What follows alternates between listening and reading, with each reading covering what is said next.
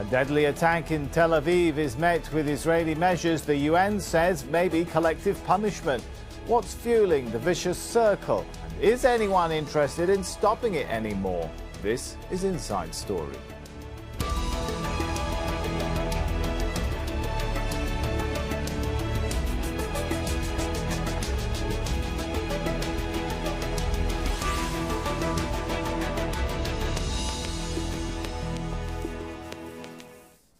Hello and welcome to the show. I'm Sami Zeidan. Well, it's become a familiar and depressing chain of events. A Palestinian attack on an Israeli target met with what's seen as a grossly disproportionate Israeli action towards those it occupies. A shooting in Tel Aviv on Wednesday took the lives of 4 Israeli civilians. Israel then imposed sweeping restrictions on Palestinians, revoking 83,000 entry permits, a move the UN says may amount to collective punishment. It's a cycle that does little to tackle the root causes of the violence, the occupation. A cycle which few international powers, once invested in mediation, seem willing or able to manage or stop anymore. Before we bring in our guests, Al Jazeera's Huda Abdelhamid sets things up.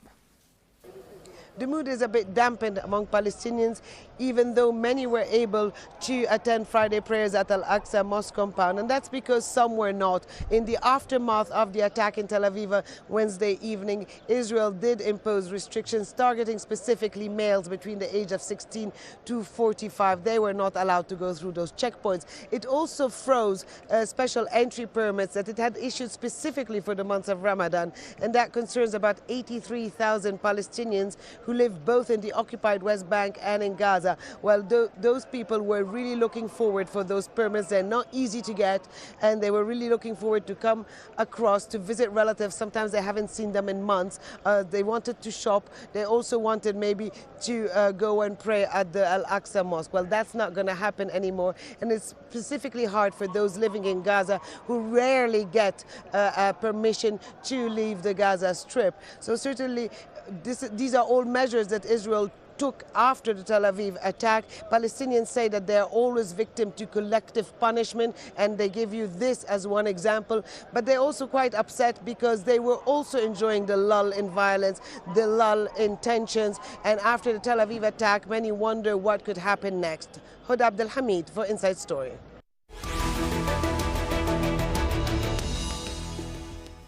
On Thursday, the mayor of Tel Aviv said the Israeli occupation is one factor that turns Palestinians to violence. He said Israel is, quote, perhaps the only country in the world holding another nation under occupation without civil rights.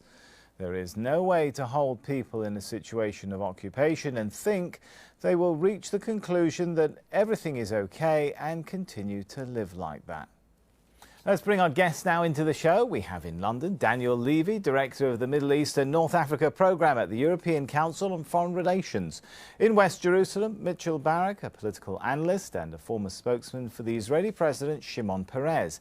And in Chicago via Skype, Ali Abunimah, co-founder of the online news publication Electronic Intifada. Welcome to you all. If I could start with Daniel. Is the dynamic between Israelis and Palestinians now really being dictated by random attacks and Israeli clampdowns rather than any grand diplomatic plan? It feels like everything's in free fall, is it? No, I think the basic dynamic is dictated by the fact that you have an occupying power and an occupied people. The basic dynamic is that Israel controls the lives of the Palestinians in the territories. You have a Palestinian diaspora, of course, in addition to that, and you have Palestinian citizens of Israel who live in a nominal democracy but whose rights are increasingly squeezed. But the basic dynamic between Israel and the residents of the occupied Palestinian territories remains as it is. That means that it is subject to these periodic spikes. You quoted the mayor of Tel Aviv. His remarks were treated as if they were somehow remarkable or controversial in Israel.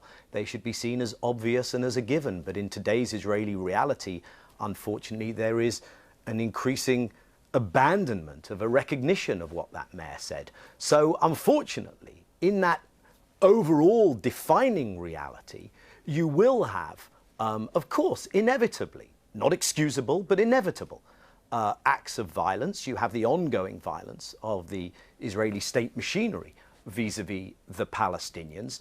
What you don't have is anything that challenges that status quo, anything that challenges the cost-benefit equation on the Israeli side. And you also have an attempt to make it impossible for Palestinians to pursue meaningful non-violent avenues for challenging the occupation, whether accountability, whether at the UN, whether through economic sanctions, which makes violence even more likely, as regrettable as it is. All right, Ali, are the random attacks, the shootings by Palestinians, are they not a sign that Palestinians seem to have lost any hope in any sort of, well, what Daniel was calling attempt to challenge that situation? Any hope or belief in a peace process anymore? Sami, I feel I have to start by challenging the whole framing of this discussion. You know, the reason we're here today is that there was an attack in Tel Aviv, and sadly there are 4 Israeli families mourning the loss of a loved one. But nowhere in your setup or in Huda's report did you mention that yet another Palestinian family is also mourning the loss of a son. The very morning of the Tel Aviv attack, the family of Jamel Dwekat, a Palestinian youth in Balata refugee camp, buried their son after he was fatally shot in the head by Israeli gunmen. And yet this is all being framed in terms of Palestinian violence and Palestinian attacks. Look, Daniel Levy is right that the root cause, the massive violence, the 24/7, 365-day-a-year violence is the violence of occupation, colonization, and a brutal regime of Israeli apartheid that only knows how to deal with Palestinians as if they are a subject people. I'll give you an example. Eli Ben-Dahan, who is the Deputy Defense Minister of Israel, who is now working with Avigdor Lieberman, the Defense Minister, to take collective punishment against Palestinians, said in 2013 about the Palestinians, to me, they're not quite human, they're like animals.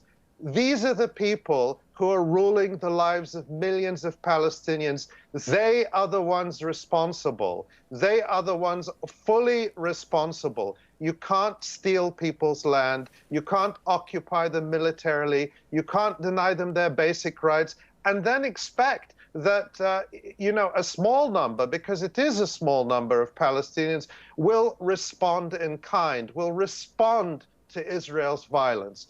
It's very important to challenge your framing that Israel is responding or clamping down. No, it is Palestinians responding to relentless, pervasive, never-ending violence against them. Whether we say, you know, we can all agree, I hope we all agree, that attacks on civilians, regardless of who they are and who is perpetrating them, are unacceptable. But let's at least agree on where the vast majority, the source of the violence is. All right, well, we do take, I think, pride here in being very careful in this show in terms of the framing of who's responding to who. And I think if you go back and listen to the intro of this show, you'll definitely find that word is not even there. But thanks for your perspective on that. Mitchell, according to the Tel Aviv University Peace Index poll in January, the majority of Israelis, I think 56%, support peace talks. But an even bigger majority, 67%, said they don't think any peace talks are going to bring peace in the coming years. It's an interesting, what appears to be contradiction. Why? Well, I've polled on this issue in a number of different times and a number of different places, both among the Israeli Jewish population, the Israeli Palestinian population. I think a lot over the last number of years, certainly the 7 or 8 years or so that Netanyahu has been in office, and then even before that, the last 10 or 12 years, even with going back to when Prime Minister Sharon was in office and Israel voluntarily withdrew from Gaza, and we were met with the rocket fire from there and from attacks from there. They've kind of lost, they've both lost ideology, meaning both the right and left have lost their ideological drive, the left for a full peace with the Palestinians and the right, the greater Israel. I think people have become a little bit more realistic along those lines, and they're looking for just some type of agreement or arrangement which would stop the terror and give people their basic rights and freedom of movement. I think that's important to all Israelis, but they become very discouraged from the situation, and now the ongoing terror attacks and the situation as it is played out in the West Bank with the military and with the Palestinians and so forth. No, sorry, I can see Ali's edging to getting. I'll give you a chance, Ali. A brief response. Come in.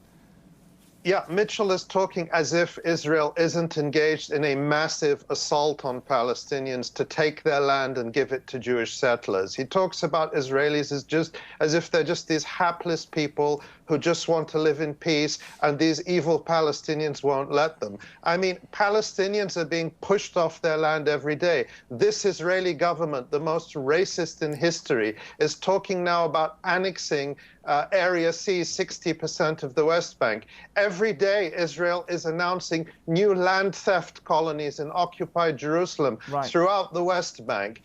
Israel has imposed this incredible siege on Gaza now for 10 years, to the point where society is breaking down in Gaza. And he talks as if Israel was just sitting there quietly and Palestinians decided to launch rockets, as if Israel wasn't killing dozens of people in Gaza. In fact, most of bombings. the billions of aid, Ali, we both know that most of the let's billions give of Mitchell a dollars chance. of aid that was given to the Palestinians in Gaza has gone into the pocket of much of the leadership there, and is used, the cement is used to build tunnels instead of building schools and hospitals and other.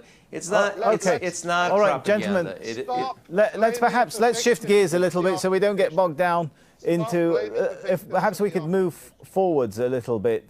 Daniel, I mean, you said yes that this is not in free fall. This is a dynamic that is governed by an occupation. It's governed by the Palestinian frustration to that occupation, and this is to be expected. Was there not a point in time, Daniel, though, where it seemed to me like international powers were a lot more invested in trying to, if not solve, at least manage this dynamic than now? They are still very invested in managing it. The management is where that little part of the conversation just ended. When Mitchell talks about the millions to the Palestinians, this is basically the international community subsidizing the ongoing occupation for Israel, and unfortunately a certain Palestinian leadership role to that effect as well. So the international community is still investing in managing the make-believe that we are in a process of Palestinian state building and that there is some kind of peace process to return to. What the international community is not invested in is the hard choices that would have to be made if they really want to move the ball on the most fundamental and basic question in this conflict, which is, why would you expect Israel to behave any differently as long as Israel is treated with impunity and can continue to pursue the policies that have been described earlier without cost or consequence? Then Daniel, can the international community, I think what you're basically saying is they're just trying to keep a lid on things and keep the status quo. Is that possible indefinitely? Well, here's the thing that I think most challenges that, other than the arc of history, which I think in the end, Palestinians will adopt, as they have in the past, and there will be a generation of Palestinians that adopt strategies that do effectively challenge this reality. But the other thing that I think challenges the status quo is that on the Israeli side, Israel has a management system in place. We're 20 plus years into this Oslo process. We're 50 plus years into the occupation since '67. We're a century plus into the overall conflict and modern Zionism, so to speak. What Israel has done during this occupation and during the Oslo process has put a system in place where it doesn't have to make the choice as to what to do, where it enables limited Palestinian self-rule, and it gets the international community mobilized to support that. Part of that management system, there was a conversation earlier about 83,000 permits being revoked. part of that management system is letting off a little steam, untightening the screws occasionally, because Israel has such control over the Palestinian population. However, the challenge today is that Israel's government is so extreme, is so divorced from reality, that even when the security establishment turn around and say, hey, this isn't about us being liberal or according Palestinians rights or ending the occupation, this is just about keeping our management strategy in place, the Israeli political elites today are unable to even pursue the policies that allowed them to create a reality which they apparently quite like of permanent occupation. This challenges it because they are so extreme today, and I think it creates potentially new opportunities if people in the international community on the Palestinian side, and let's not forget the role the Arab states should be playing if they would take that opportunity. Ali Abunimah, do you see any new opportunities here, or are we heading towards, I don't know, another Palestinian Intifada and a complete meltdown? Well, I think, of course, Daniel Levy is right that the Israeli government is the most extreme ever. But what enabled this for many years was the so-called peace process industry, which he was part of, which indulged and coddled Israel while it deepened its occupation, while it deepened its settlements, while it delegitimized any form of Palestinian resistance, and kept holding out these false promises that, yes, one day there'll be a Palestinian state, there'll be a two-state solution. It's very heartening to hear Daniel Levy saying the things now that I and others were saying many, many years ago when they were anathema, and I certainly welcome him to the reality-based club for that reason.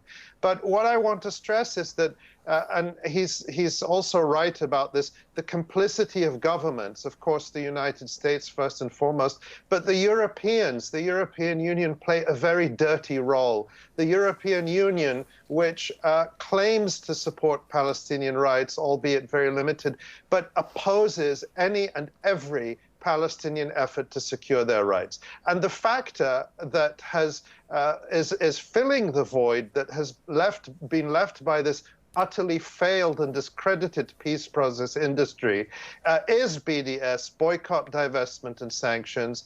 Real grassroots, uncontrollable by governments, real grassroots movement to hold this regime accountable. Daniel Levy didn't use the word, but it sounds that what he is really describing is a regime of apartheid. And this regime of apartheid in Israel is being held accountable by BDS. But it's time for everyone to get behind BDS and to get behind the broad-based Palestinian-led struggle to isolate and impose a cost on this regime of apartheid that Daniel Levy eloquently described. All right, Daniel, I do need to get to Mitchell. I want to get to Mitchell. All right, I'll give you quickly, Daniel, go in there for just 20 seconds because we need to give Mitchell a chance here. Just to say, I've been saying these things for an awfully long time. There's a debate as to whether there was a window to achieve something real in the 90s. I believe there was. I'm sure Ali Abunimah believes there wasn't. We won't have that debate here. I, by the way, think that this has to be about Palestinian rights and achieving those. And I think the more you make the headline BDS rather than the headline Palestinian freedom, the less ability you have to build a broader camp. But that probably isn't our conversation for today either. Israel has made the headline BDS, but the fact is that the BDS movement has put Palestinian rights back on the table in a way that... If this time, Ali, we'll come back to this point in a minute if we can, but I want to move on here. Mitchell, 71.5% of Israelis don't recognize Israel's occupation of Palestinians, according to a May 9th, 2016 poll by the Israel Democracy Institute. I'm curious to get your perspective as someone also was formerly in government. Do you see that as part of the problem, the lack of ability to recognize that there is an occupation, that this needs to be addressed not just for the Palestinian rights, but also if Israel is to attain its security? Well, I don't know exactly how that question was asked and exactly what the language used. I can tell you that many Israelis believe that those lands that you're calling occupied, that many Israelis call Judea and Samaria, have been part of Jewish history and Jewish heritage for thousands of years. And there are cities like Hebron and many cities in the Gush Etzion region and the Nablus, Shechem city, that are part of the Jewish Bible and part of that region. So they don't see it as something that the Jewish people don't have a heritage in, that don't have a stake in, that don't have a history in. I think what bothers a lot of Israelis is, and we see some of this talk, I mean, I find it, I would say amusing, but it's so serious that it's not amusing, to call Israel the apartheid state. The fact of the matter is that of the 8 million citizens in Israel, 1.5 million of them are Israelis of Palestinian descent. And they do have full equal rights. It may be that Israel is a Jewish state and they don't feel 100% living in a Jewish state with a Jewish flag. When I was in America, and America is basically a Christian country, but available to everyone. So we have 1.5 million Israeli Arabs. Wait a second. We have 1.5 million of Israeli Arabs living here. There's another 1 million or so Palestinians of Palestinian descent living in Jordan. You have the West Bank. You have the. I was quiet, Ali. I was quiet when you go ahead, gave Mitchell. your propaganda. Now give me a minute to be quiet. We'll come no, back, here's the point. Here's the point. So it's very nice, you know, when you want to talk about the West Bank and a future agreement, there's probably a few 100,000 Israeli Jews that are living there, and 95 or 98% of the Palestinians living there are under the Palestinian Authority, whether you want to call it rule, whether you want to call it, they get their services. They voted Abu Mazen, and he's in the, you know, the 10th year of his 7-year reign. And the other thing to keep in mind is we know how to live with other people. Israelis know how to live with Israeli Arabs of Palestinian descent. You're talking about you would like to have a Palestinian state that's 100% Palestinian, with not one Jew in there, with not one person living there. Mitchell, everyone should leave. I've never called for that. You don't have the right to make things up about what I've said. Okay, Ali, we'll give you a second. We'll give you a second. Okay. So you're right. Mitchell, so 30 many seconds. of the Palestinians, including people in the Palestinian Authority, would like a Jew-free West Bank with no Jews there. Everyone should leave. But we have 1.5 million Israelis of Palestinian descent. I think if we want to live together and we want to talk about peace, let's talk about a way to do it where everyone can have civil rights and everyone has freedom of movement and everyone could live where they're living. Okay, all right. Ali, I'll give you 30 seconds, Ali, to come back in, and then we want to move it on to Daniel. Of course, the thing that Mitchell doesn't want to talk about is that in this so-called democracy, an American can come, an American Jewish person can come and have more rights than a Palestinian citizen of Israel born in their homeland. He doesn't want to talk about those realities, the fact that that the relatives of Palestinian citizens of Israel are not allowed to come back and live in their own country with their own family members solely because they're not Jews. So this is the kind of thing he wants to talk about. Okay. And he can only create this impression of a very reasonable Israel and these intolerant Palestinians by lying, by making things up, by saying that I've called for a Jew-free country, which is a total lie. All right, Ali, all right, let's try and keep the comments not too personal on this show. Daniel, my question there to Mitchell about the recognition of the occupation and the way that Mitchell responded, I wonder if that emphasizes what the mayor of Tel Aviv is talking about. I mean, is there perhaps a lack of recognition within Israeli society? You know, maybe they're focused on security so much that they don't see the connection between occupation and Israel's security, as well as the occupation and what it does to Palestinian rights. You know, it's a strange situation because when we're talking about the trajectory of Israeli public opinion, because Israelis are, of course, exposed to this reality. It's a reality that is literally just down the road for many Israelis. They have access, should they want to know the realities in the territories. And it's bizarre in a notional democracy. I think Israel is an illiberal democracy. I wish it were the country that Mitchell had described, and I'd love to hope that one day it could be such a country. But it's become it's so much an ethno-nationalist, limited democracy, so wrapped up in its own narrative. There has been such an irresponsible abuse of Jewish history to try and circle the wagons of Israeli Jewish public opinion. And of course there's dissent in Israel, but, you know, to the extent to which there could have been a thriving progressive peace camp, there is not really much of that narrative. You still have some good Jewish MKs. You have, of course, still some vibrant civil society organizations gone after by this government, working with the Palestinian community. Beg your pardon, actually, I'm being told we're out of time, so we're going to have to end it there. and thank our guests, Daniel Levy, Mitchell, Barak and Ali Abunimah. And thank you for watching. You can see the show anytime by visiting our website, aljazeera.com. And for further discussion, head over to our Facebook page.